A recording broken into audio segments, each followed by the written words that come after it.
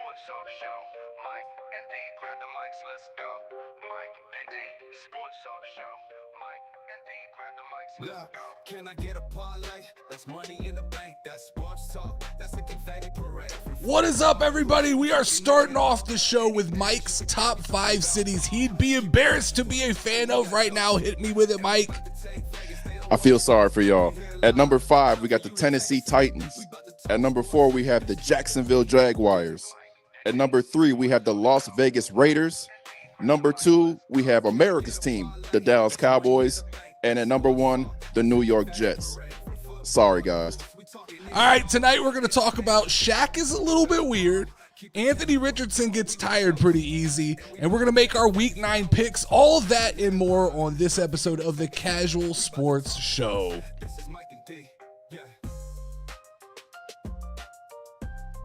What is up, everybody, and welcome to the Mike and D Casual Sports Show. If you're new here, hit the subscribe button right off the bat. If this isn't your first time, welcome back.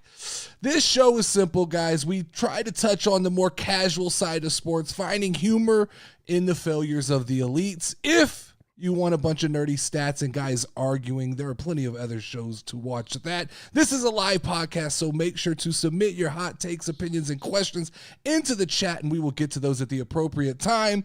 No more paywall, guys. This is a completely free channel. No more memberships, no more super chats. Just come hang out. The participation is what we're looking for. We just want people to hang out and have fun, and that's what this channel is about. So let's start the show, Mike. Let's talk about your rundown a little bit here. Let's talk about this top 5 list, because you think the most embarrassing thing right now is to be a New York Jet fan. Oh, 100%. 100%. Because this is a team in a city that is just desperate to break through that wall. They have just been waiting years and years. They haven't hit the glory days since what's the quarterback's name? Joe Namath. Joe Namath. I mean, he's so old, I can't even think of his name anymore. You know what I'm saying? Had a sprinkle with Rex Ryan and Mark Sanchez, had a little sprinkle, but I mean, it's just been abysmal since then. And you know, you think you get hope. You have as a Jets fan, right? The Aaron expectations Rodgers, were so high.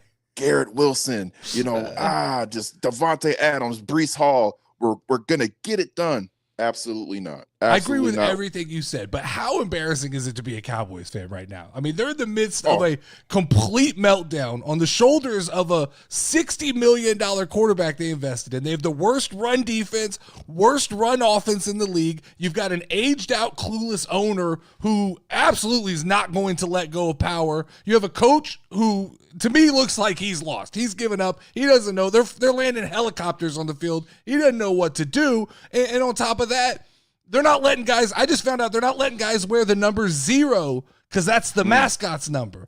All I know is unless Rowdy, the Cowboy, gets out on the field and makes some tackles, I think everybody in the star should be held to a higher level of expectation.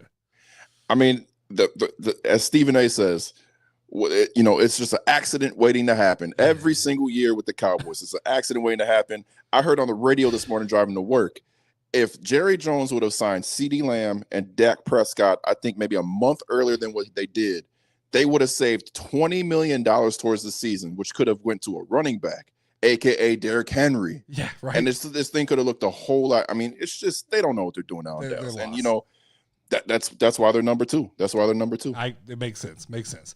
All right, so let's get into a little bit of sports conversation here, Mike. I want to start the show off by talking about this statue that got released this week, the Dwayne Wade Memorial statue in Miami. Here's my take, Mike. They gave Dwayne Wade a statue of Antoine Walker. Like, who approved it? We're in the year of 2024. And we can make, Mike, they got these TV shows where they make cakes that look like cats, that look like they're, I get nervous that they're cutting into them, right? They're indistinguishable. But when we work on bronze, we just can't make things look remotely like the person they're supposed to look like. When I look at this closely, this looks like the white dude from the TV show Frasier. That looks like Frasier to me. Like, that's not, beard, it's so far off of Dwayne Wade. Who approved this? Who in the Miami Heat department saw this and was like, no, like, the celebration goes on. I would have walked in and gone, yeah, we're not doing that shit tonight. Not today. You need to take that back and get that thing fixed. What the hell is going on with this thing? I don't know, man. Dwayne Wade said if he wanted the statue to look like him, he would just stand outside and have y'all take pictures. So I guess he's on board with it. I don't know, but like these statues are just getting worse and worse as time goes on. I don't know what the artists are thinking. Who approves it when it's done? I don't know. I mean, I'm looking at the statue now. It looks like a mix of like Shaquille O'Neal and one of those aliens off of I Am Legend. Like it's just not a good look. It's ambiguous. It could be so many different things, but it's not Dwayne Wade. It's not him. Why? It's not him. Why is it like? Can we find something different to make statues out of? If it's this hard, if bronze or whatever the hell they make statues, if it's that hard, because I go to the wax museum, Mike, and they got wax statues that look like real people. Mm-hmm. Can we like 3D print them or something? That feels like a hell of an idea, right? I lost you, Mike. You gone, Mike? We'll wait for Mike to come back. I'm back. I lost you for a second. You got howdied. It's just it's now standard. Once an episode, that's it. You're gonna get howdied. Yeah, we got to get like a graphic. Early in this one, we got it out of the way. You might have got Dwayne Waded though by whatever this thing was. You might if you see that thing, you wake up and you see that thing. I'm running. It's over. It's over. I'm running. Micah Howdy again. We too deep said. We'll move on here to my second story I brought here, and this is Robert Whitaker, UFC. Now I'm a casual UFC guy. I pay attention. I know what's going on. No Robert Whitaker, pretty decent fighter. He's a pretty tough son of a bitch, right? Yeah. And I want to put it out there that we both understand, right? UFC fighters, tough guys. So when we talk shit about them, it's with a grain of salt. Right. But this dude got his mouth rearranged, Mike. Oh my God. This dude got his teeth choked out of him. I don't think I've ever seen that before. I've heard of stories, but I've never seen pictures. And it was just ugh. His whole shit was rearranged. Like, yeah. You gotta explain. How do you go explain to your boys after the fight, right? Man. Like, what happened, man? Like, that was crazy. He got a lucky shot? No, he just fucking completely rearranged my mouth. And he did that with a forearm, right? And then just fucking choked your teeth into your throat. Sure, he probably swallowed one of them motherfuckers. Like, I can't imagine. I'm sure in the moment maybe the adrenaline just carries you, but like that shit has just got to fucking hurt, man. First round too, man. First round, you've trained for what, like 6 to 8 weeks for this shit. You've hyped yourself up. You get into this cage, and this dude just rearranges your mouth. Just rearranges your mouth, chokes you out. But Khamzat's a bad dude. I don't know if you've seen this dude, but he's a bad dude. Yeah. He's going to be champion soon. Like, I think the rest of the middleweight division had to see that and go, yeah, I don't want that. I like my teeth. I don't know I want to fight. I saw old, I forgot his name, big Mexican cat, Costa. He was calling for he ain't calling for Khamzat no more. He don't want that shit. Nah. He likes his teeth. He's a pretty boy. Yeah. That's wild. UFC's wild. That's wild, man. I mean, that shit doesn't happen more often. Yeah, that is shocking. That doesn't happen more often. Like a lot of broken jaws and stuff. Yeah. But he's a beast. Next day he was getting interviewed talking about my teeth have always been a little bit loose. Well, man, fuck that. You go get that shit fixed now. yeah. What's his name? His name is that's Robert Whitaker. Robert Whitaker, who got beat up, and it's Khamzat is the guy who, it's like Khamzat, something like that. All right, let's talk a little football, Mike. There was some interesting shit that happened this weekend. Especially, I want to talk about Tyreek Stevenson and the Hail Mary situation, because this is literally, I'm a basketball guy, Mike. I'm not a football guy, so you're gonna have to help me out here. But Hail Mary to me, I've played enough Madden. Hail Mary seems pretty straightforward, right? We're gonna match up man to man, and we want to knock the ball down. We don't want to knock it up.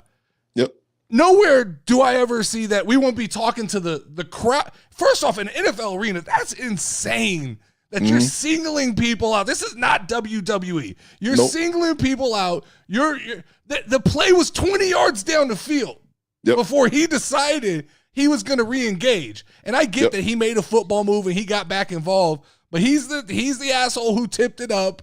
And I mean, there's no excuse to not be involved. So how does that happen, Mike? Oh, I mean, so first of all, you got to look at coach. I mean, this comes down to coaching first and foremost, right? If you see a guy that's supposed to be in the play involved doing something like that, you got to call a timeout. Like you got to get him. You got to get him over the sidelines. What are you doing? And it's just, you know, the whole sequence, right? I think they rushed only 3 guys. 3 guys with a scrambling quarterback. Yeah. So that was the first mistake the Bears made, right? Secondly, yes, he's walking down the sideline talking to fans. He did get himself back involved in the play, but he ended up helping the play be successful. So it's like you're doing the clown show, but then you also fuck your team. He might have been better off just continuing to talk to the crowd. It makes no sense. And then in Hail Mary situations, you're supposed to have somebody behind the furthest receiver, right? So Yes. in the case that does happen, so it was just a whole mess. But yes, the Stevenson thing just kind of elevates it to a whole just level of dumb. Yeah. I mean, I see the chat talking about Wavy D talking about blame the coach. They blitzed 3 people and had 1 person QB spying. I'm not a football guy. I don't, especially defense, right? I always when I played the little football I played, I was an offensive player. But like this feels pretty straightforward to me. It should have been. It should have been. And yet here we are with the Bears, and now the Commanders are what, 6-2? And really, it started to play beforehand when they let them get the 15-yard out. That should never have happened. But I digress. We Too Deep says, I don't understand why they don't put just 8 guys on the goal line. He's got to throw it. Yeah, I mean, even that makes sense to me. But I mean, how about we just have everybody pay attention? Like checklist. Step 1 is look at the fucking ball, watch the ball get snapped, and be engaged. And then if it happens, it's not completely on you. Yep. All right, so more football, Mike. Nathan Shepard here. You saw the hit on Justin Herbert and kind of rolling on the leg. What are your thoughts on that? I don't like that shit, man. And this is coming from a dude that played football. I was a receiver. I'm tall, so my legs were always targets, right? Like legs are probably the more vulnerable thing in football. I mean, and you've seen it a lot this year already with broken legs and ACLs and whatnot. So you got the sack already, man. Give it up. What are you rolling on the floor with my quarterback in your arms for? Like that? Like, nah. Like that's my guy. So yeah, I'm gonna knock you out. Like, Yeah, I'm 100% behind it because that's just foolishness, man. Because I mean, I'm looking at the picture now. It just what's the point of that? He's going down. yeah. He's going down. It's I dirty. It's a dirty play. Watching the playback, and like I said, basketball guy, it feels to me like it's obvious from even where he is on the ground that the ball's out of his hands, and you're just continuing. You're just playing through. Now, I don't know if the intention is to hurt somebody. I don't know if you're just down there and you're going, I'm going to finish this fucking play. I'm down here already. I'm going to finish it. He got what he deserved. No doubt about that. Yeah. The dude rolling up on him. What was the dude's name? Bozeman, right? Bozeman rolled up and took his shot at him. I think he got what he deserved. But my bigger deal is the NFL is supposed to be like the league of player safety, right? They fucking wear pillows on their heads and stuff. And so the fact that it's Tuesday and we haven't heard, there's nothing about this, no suspensions, no just fines or anything like that. It seems silly that a lot of times tackles that are clearly boom, boom, right? Bang, bang, happen so fast, that gets addressed. But this is clearly maybe not malicious, but it was intent. Like there was intent behind it. He was not, you just let go of the leg. It's that simple. Just let go of the leg. Well, I mean, and you see these roughing the passer calls that happen every week. Yeah. I can't explain how that's not part of the situation. Was there no roughing the passer call? I'm not I don't entirely remember. sure. But it just blows my, because what happens if Herbert gets hurt there? I mean, that's insane. You know what I mean? Like it just, that's just a you dirty open play. the door for just, I mean, a strategy is just, hey, I'll take a 15-yarder if I can take this guy out. That's the type of play that, like, the next play as an offensive lineman, I'm cutting his knees. Yeah. You're like, gonna learn. Yeah. Not today. Yep. All right, let's switch over, Mike, to some basketball talk here. Yeah. Let's talk more specifically about Shaquille O'Neal and Angel Reese, because they did a podcast that I think is probably one of the biggest conversations on the internet right now. Interesting enough. What'd you take away from the podcast? I didn't watch all of it. I'll admittedly just have seen probably most of it through clips, but I've seen enough. What are your thoughts?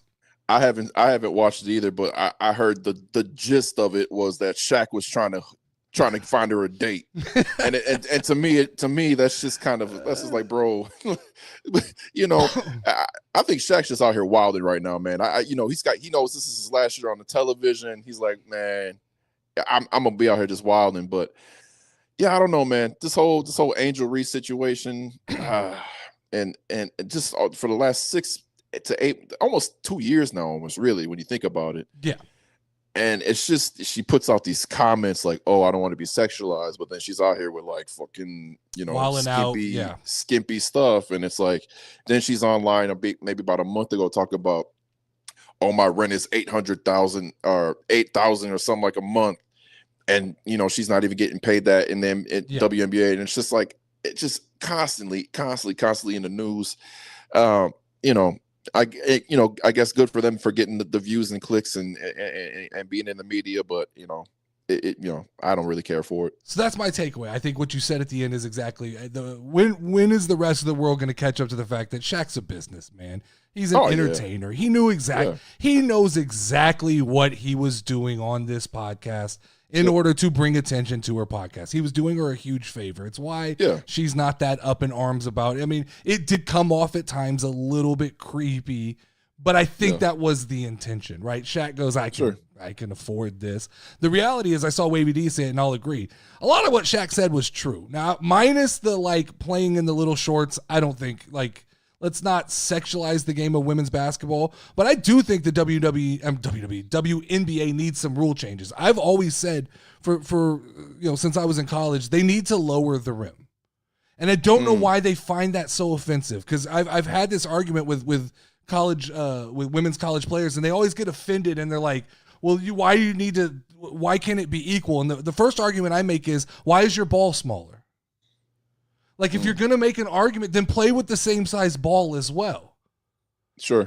So the ball is smaller because your hands are smaller, and it just creates naturally the ratio from ball to hand is closer to what it is for men. It's no different than from a height aspect. Women are naturally shorter. Women are naturally less vertical when they jump. Okay. So why not bring the rim down to 9 or 9.5 feet? The thing the WNBA is missing is that spectacular play. It's the reason people like Caitlin Clark, right? The long shot it's spectacular.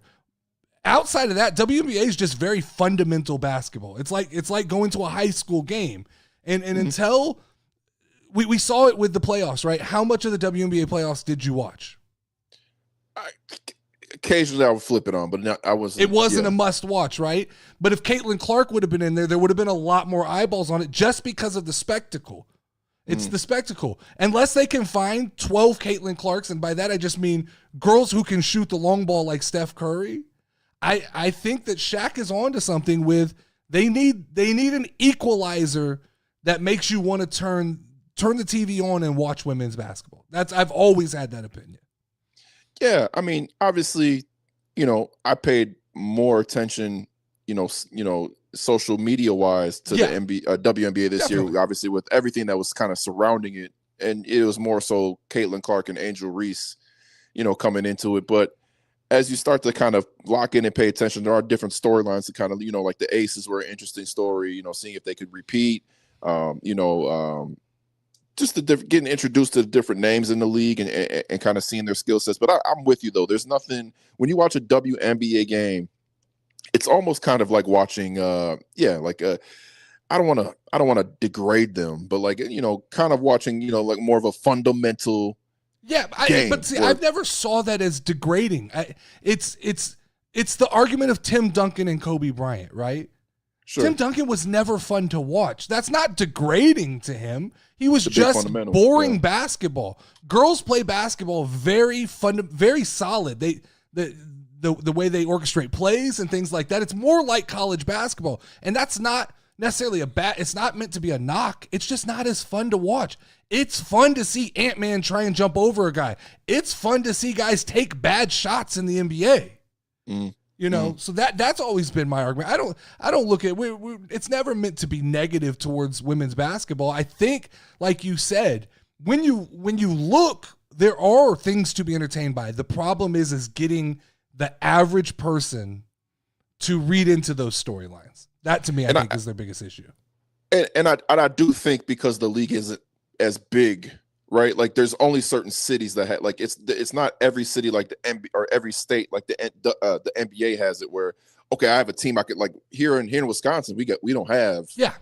There's nothing, you know, there's really no reason for us to really pay attention. Yeah. You know, so I think that's another factor as well. I mean, the Aces were originally in San Antonio, and they just like there would be 10 people at a game. They couldn't be supported. It was insane. We Too Deep said, "What's with all the WNBA coaches getting fired?" I think that is interesting. I think the game is evolving, and some of these women, it's a natural thing, right? The game kind of evolves, and I think like the Fever coach was kind of stuck in her ways, and I think that, like we said, very fundamental. The Fever are going to move more to an NBA style where Caitlin Clark's going to touch the ball every fucking play and shoot the ball 90% of the time. Because it sells tickets, it sells jerseys, and it gets TV contracts. I saw the Indiana thing as possibly getting Caitlin's college coach in there. Very possible, right? Get somebody who understands her. Yeah, that's what I saw. But you know, we'll see. Okay, let's move on here. Let's talk about Anthony Richardson. Let's jump back to NFL. This is a big talk. I've seen this is kind of picking up steam, and that is Anthony Richardson after a long run, tapping the helmet, pulling himself out of the game. You're a football player. You were in the world of football. You can speak to this better than I can, but I have a take on this. I'll start, and I'm gonna let you kind of tell me where I'm wrong. I'm a little confused by this stuff. I understand everybody's take on the quarterback as the leader, the spirit of like the team goes where the quarterback goes. But if you're tired, when is it okay to understand your body? Now, we can have the conversation that maybe he's out of shape, but you can't fix that in the moment. If you look at yourself and you at the end of the first half, you threw a bad interception, maybe you were tired then and you have that same feeling. You don't know the next play coming in. You go, let me get one. Why is that such a bad thing? Like the Colts are paying Flacco. That's what he's there for. Why is it okay for a running back to take a play when a running back goes for 20, 25, he taps his helmet, right? A receiver after a couple plays taps his helmet. What I don't understand the stigma behind a quarterback doing it for one play. You got to help me there.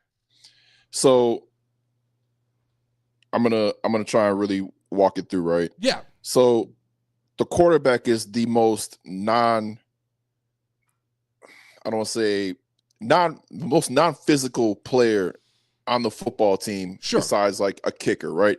Offensive lineman, every play crashing against each other, feet moving, definitely. Defensive line doing receivers running routes down the road, coming back, down, back, running backs. They're doing some form of exertion every play, whether it's blocking, they're running the ball, they're running our route, right? Quarterback, sure, maybe they have to scramble a little bit, but ultimately throughout a course of a game, they're doing maybe significantly less, athletic things than most of the other players on the football field. So when it comes to a player like Anthony Richardson, right? Tapping out, especially when you are in a position where you are trying or you actually needed to prove yourself because this is his second year. He lost first year of injury. He's not playing that well this year. Tapping out is just not a good look, right? Because that kind of signals like, yo, I don't want to say he's quitting on the team, but that kind of shows, I'm not a team player, right? Because there's 10 other dudes on that field right now that are moving every single play that would probably love at some point to get a breather, but we're at battle right now, so we're gonna get this thing out. You've got after your offensive series to go sit down and gather yourself. It's not like you don't have breaks in between quarter. Like, you're getting breaks between series and drives. So there's really no reason for a quarterback to have to feel like I have to tap out. Now, yes, they have backups, and that, I get it. But basketball, for instance, you're a basketball guy. Yeah. You're constantly going back and forth. Yeah. So getting a sub and wanting to sub out makes sense, right? Yeah. Like, I need a breather. Football players, we're conditioned for this. Like, you're conditioning all off season. You're conditioned during camp, conditioned during practice. You're playing the ball games. I mean, we're 7-8 games into the season now.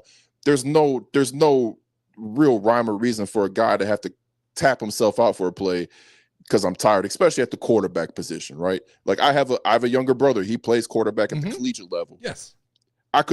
He would never want to pull himself from the game. He's too much of a competitor.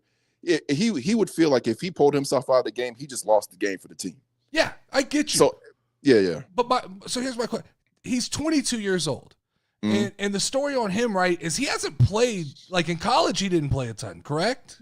Played 12 games. So isn't there a certain amount of this that is a learning curve? And instead of, because it feels like, they benched him today. It feels like a lot of peer pressure and stuff. Here's my question, right? Isn't this a simple conversation to pull him to the side and go, we can't do that. We can't, I get it. I understand what you're doing. I understand why you're doing it, but we can't do that. It feels like Flacco can pull him to the side. It feels like the coaches can pull him to the side. To bench him coming off of that, what is the realistically, what is Flacco's expectation? They're not winning the Super Bowl. So what, you've completely shot this guy's confidence, who at 22 years old, we don't know what he really is going to. He didn't play the first season. He's a little injury prone, but it feels like you've got to let him ride out the season and completely fuck it up. And if he does it, if he taps out 2 or 3 more times, we go, okay, this guy doesn't have the heart. But if it was one time and he just, bad decision. It's a message. It's a message. I mean, because listen, you did kind of quit on your teammates, and here's the thing. Anthony Richardson's not that great. Okay. They have a better chance winning the rest of the season with Joe Flacco. Now, I understand he was the 4th pick in the draft last year. There's expectation behind him, but he is just not produced on the field when he's had the opportunity. And considering that you're being given the opportunity and now you want to kind of shy away from it by tapping yourself out, it's just not a good look. If I'm a coach, I don't like that. Okay. That shows me that you're not a team player. You're focused on yourself right now. And who knows if the next game it's the same. It's just, hey, we're gonna humble you right now. We're gonna go out here and we're gonna keep this thing moving, and we'll figure out what's going on with you as the season continues to go on. But it's just, you just cannot do it. Maybe at like the youth level. Okay. Maybe. Because that's, kids, maybe at the middle school level. High school is kind of like, okay, now I gotta be out there every play because I'm trying to get to that next level. College, same thing. Pros, now you're there. It's like, I want to win the Super Bowl. It's not a good look. So question. Yeah. If he lies about it at the end of the game, does it make it better? To the media, media, but not to his team. If he comes out and says, "Oh man, my ankle felt like my knee felt like something might have popped.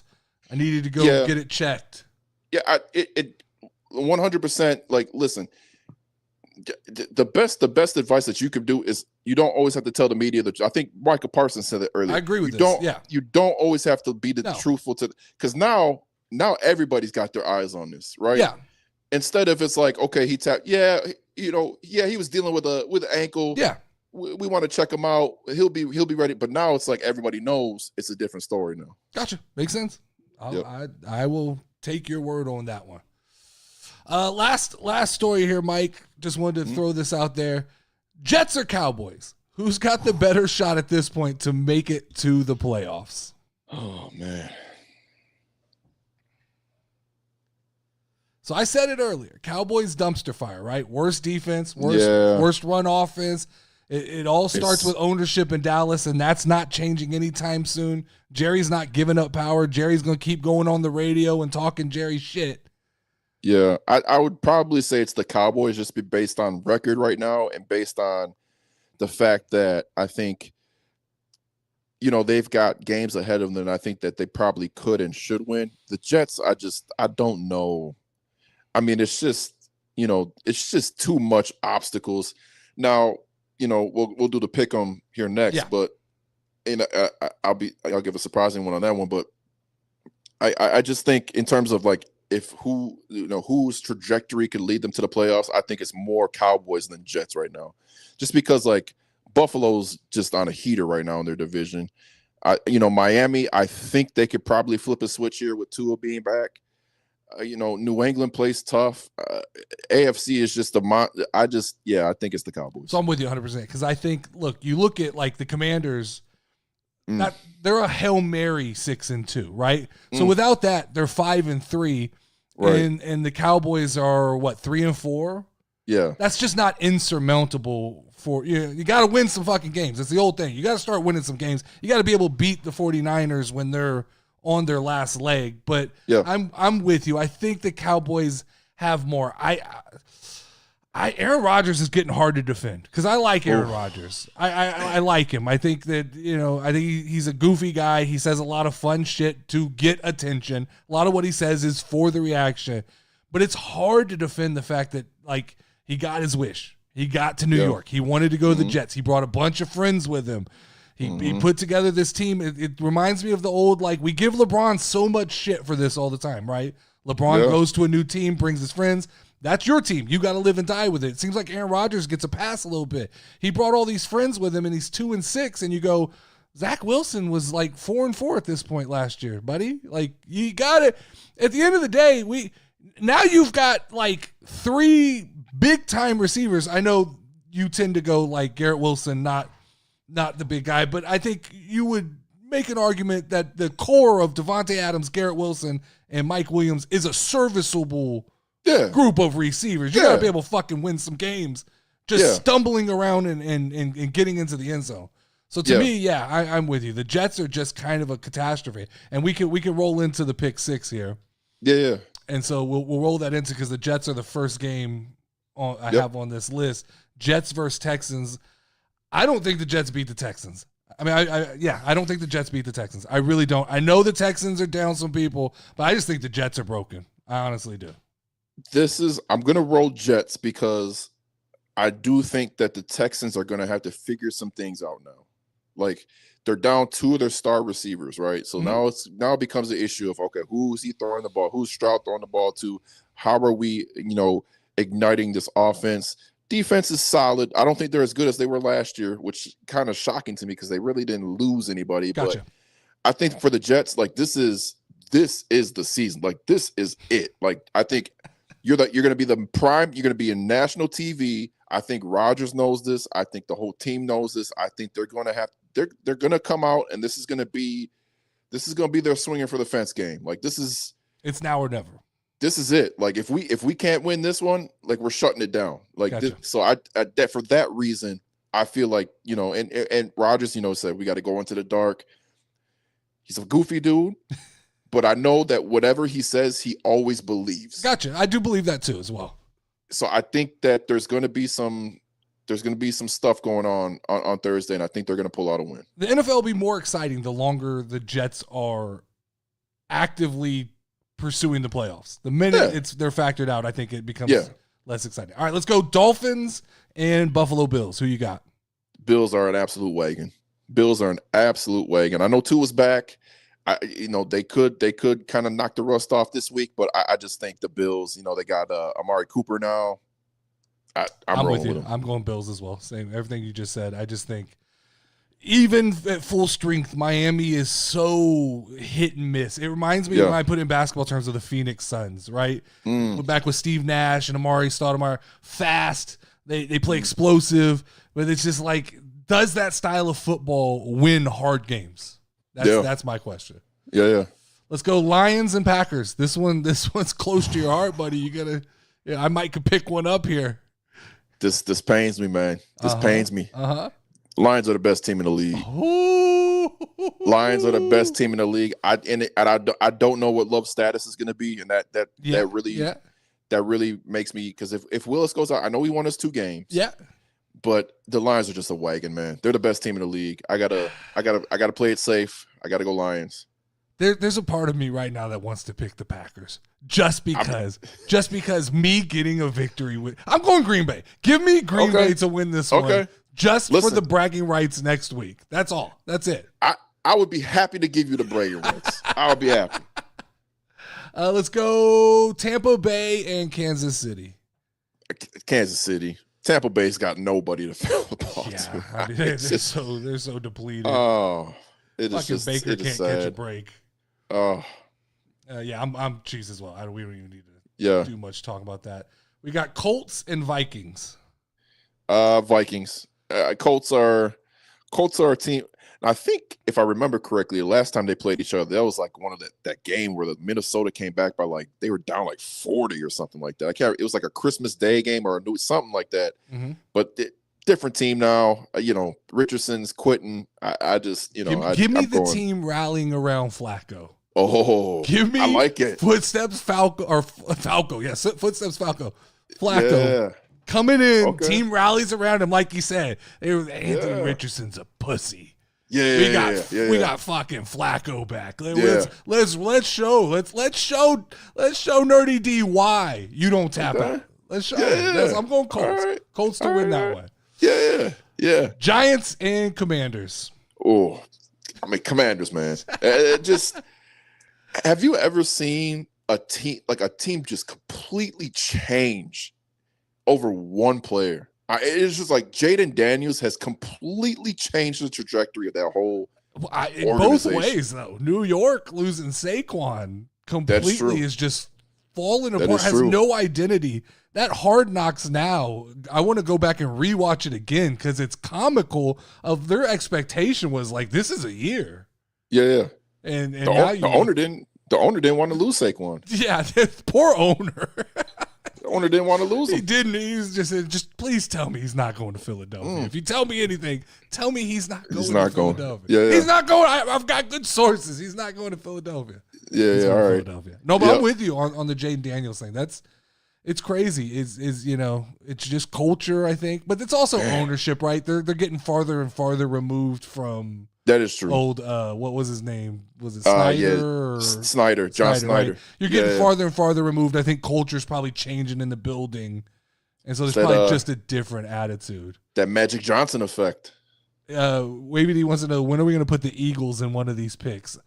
Maybe I just naturally go away from Philadelphia when I'm doing this. I try to pick like divisional games. Yeah. We try to do Thursday. At least one early Sunday, one late Sunday, the Sunday night game, and the Monday game, and then there's like 2 wild cards in there, and I try to pick divisional.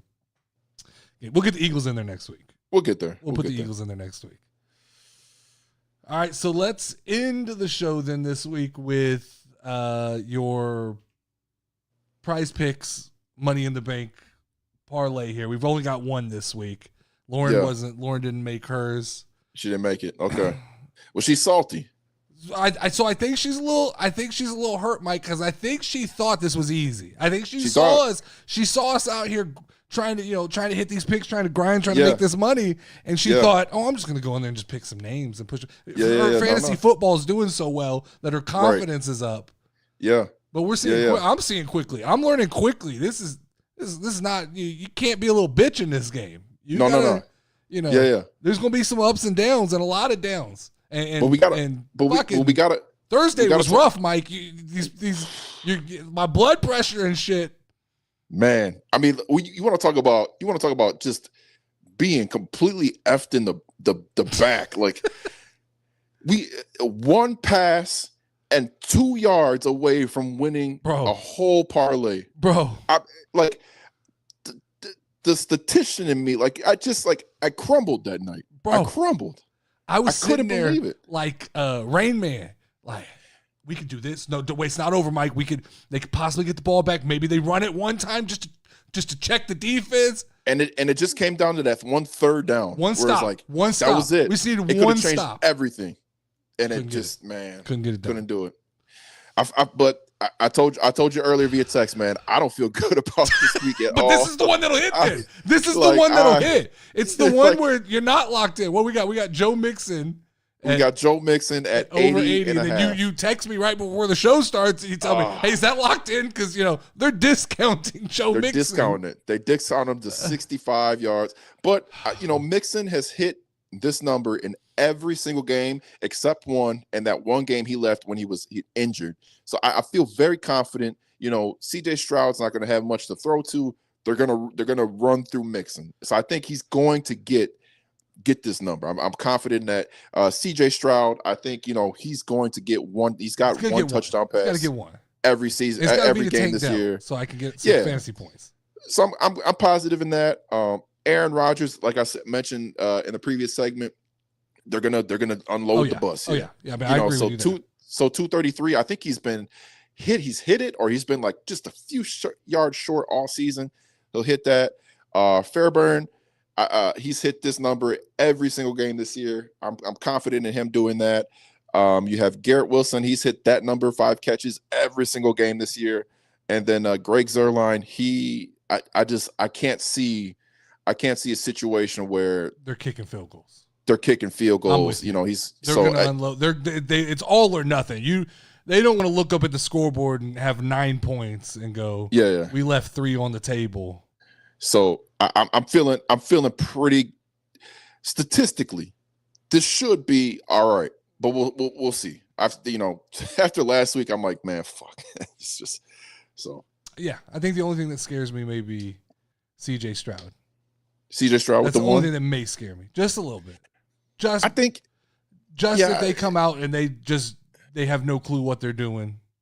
But he still had one touchdown pass last week with Diggs getting out. So yeah, we'll see. Wavy D says, get rid of Rodgers and replace him with something else.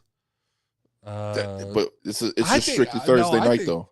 I think that the Rodgers is pretty solid. They're going to air this motherfucker out. Like, Rodgers is not going out because, like you said, this is it. Like, you lose this game, the season's over. He's not going out running the ball. They're going to be throwing that thing around. 230 is not. I mean, because that's 115 a half. Yeah. With all the targets he has, that's not insane. And with the Devontae and those guys are dangerous. They can get free, and they can run that number up quick. Yeah.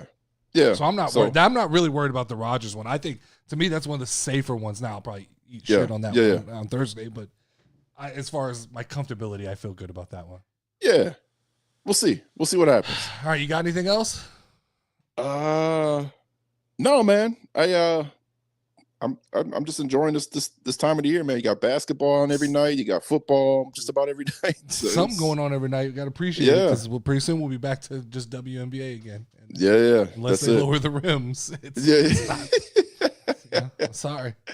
Yeah. All right, that's all we got for you guys this week. Make sure to tune in to the Nerdy D Pod tomorrow. Need some more submissions for the Hear Me Out. It's spooky edition, so if anybody has any spooky edition Hear Me Outs, throw those my way.